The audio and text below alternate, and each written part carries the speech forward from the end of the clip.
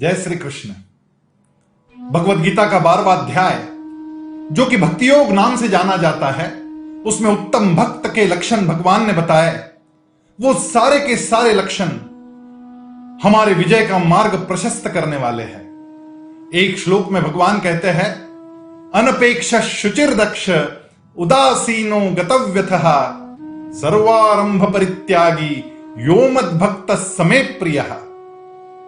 अनपेक्ष का मतलब होता है निरपेक्ष, बिना किसी अपेक्षा के जो काम करता जाता है।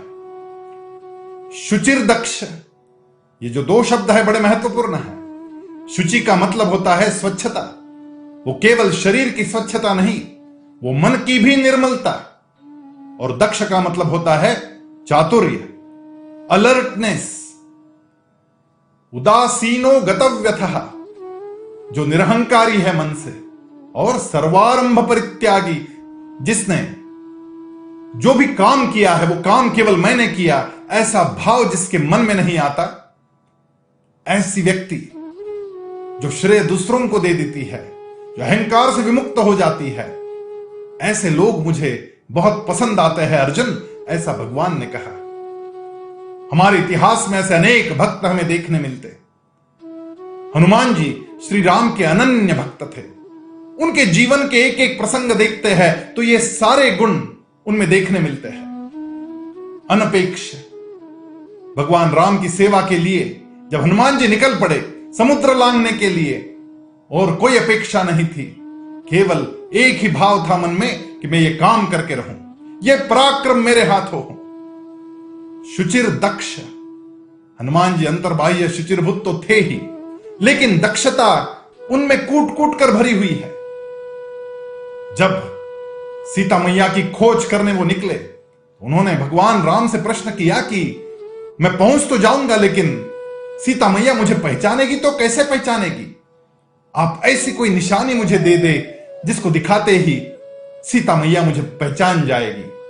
और भगवान से वो मुद्रिका, वो अंगूठी उन्होंने ली और वो अंगूठी अपने मुंह में रखकर ये सारा प्रवास किया बड़ी दक्षता के साथ में। प्रभु मुद्रिका मेली मुख माही, जलधि लांघि गए अचरज नाही। जब उड्डान करके जा रहे थे तो बीच में मैनाक पर्वत आया।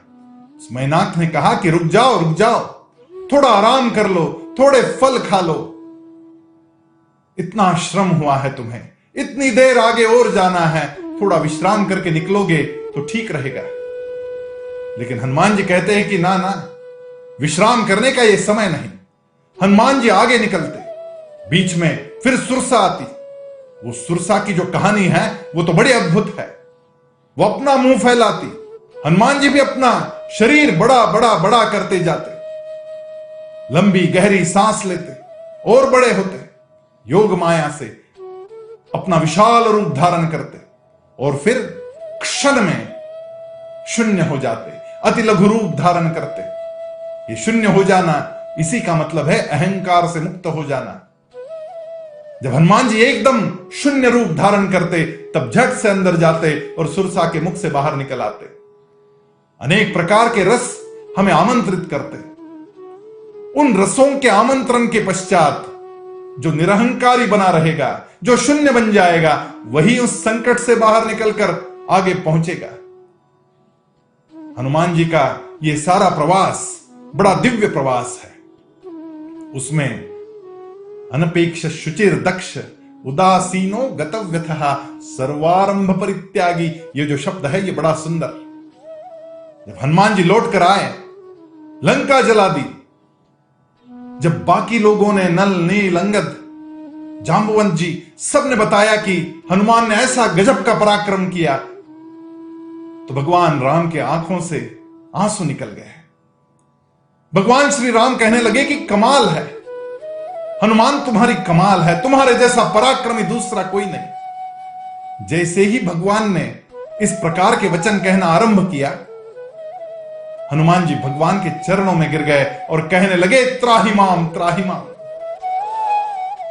इतना सारा प्रवास करके मैं लौट कर तो आ गया, अहंकार मेरे मन को मैंने छूने नहीं दिया, लेकिन आपकी ये स्तुति, जब आप मुझे ऐसे शब्दों का प्रयोग करने लग जाओगे तो हो सकता है मेरे अहंकार को बढ़ावा मिलेगा। मुझे बचा लो भगवान, मुझे बचा लो।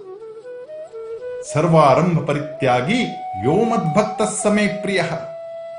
इसी प्रकार जो स्वयं दक्ष रहता है, जो अलर्ट रहता है, जो शुचिरभूत रहता है, अंतर्बाह्य निर्मल रहता है, जो अहंकार से मुक्त रहता है, वो ही आगे बढ़ता है, वो ही विजय को हासिल करता है। और इसलिए तो हनुमान जी विजय को हासिल करके वापस लौट के आए। और इसीलिए अर्जुन के उस रथ पर जो ध्वज लगाया गया वो विजय ध्वज, उस पर हनुमान जी का चित्र अंकित था। आइए उसी मार्ग पर हम भी बढ़ते हैं और विजय को प्राप्त करते हैं। जय श्री कृष्ण।